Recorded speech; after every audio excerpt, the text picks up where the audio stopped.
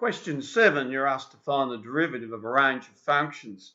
Now, one little cautionary note, because of the way in which calculus developed and how it's used, we do find a number of different notations. Please don't panic. We tend, in our course, to use f prime x and dy over dx.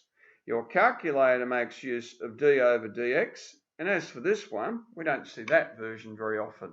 But we'll just work them through, and I'll take a moment or two to show you how you can find this using your calculator. Remember, we multiply through, and the power in turn diminishes. Multiply by the power diminishes. So 35, x to the power of 6. In the next instance, when we take the derivative of a constant or a number, it becomes 0. 3 by the negative 2, negative 6x squared as our answer. In the third instance, multiplying the powers through as our answer.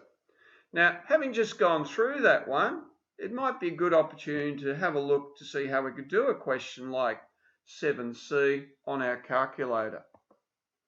Now, please note we would only use this for checking at this point, but maybe for some more elaborate questions you might like to make use of it. So I'll get hold of my calculator, I go Math 2, and you'll see the derivative function opening. Just as I've discussed, I put in the d over dx and I enter the function.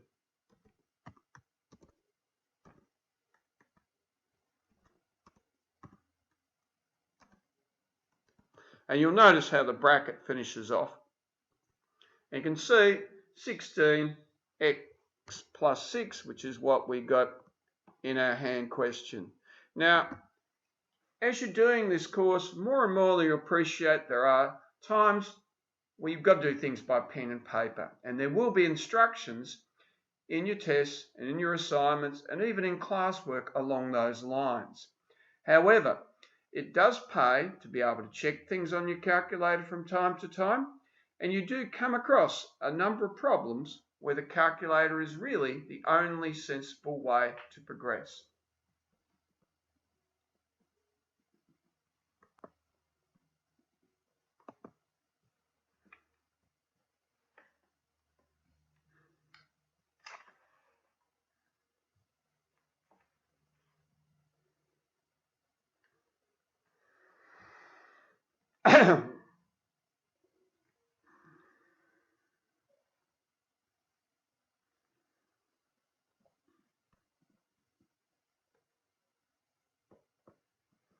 And looking at d, the derivative of this function, multiplying through, gives us x squared over 2 minus x plus 1. The next one, even though we're working in U, we work on the same basis as our answer. In f, dz over dt, well, multiply through that first, that's going to be 4 minus 4 by 4 by 3t cubed. 16, 3 16ths of 48t cubed as my answer.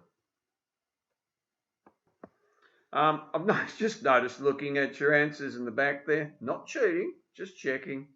If I wanted to show that as a factorized format, indeed I could as well. Both methods are acceptable.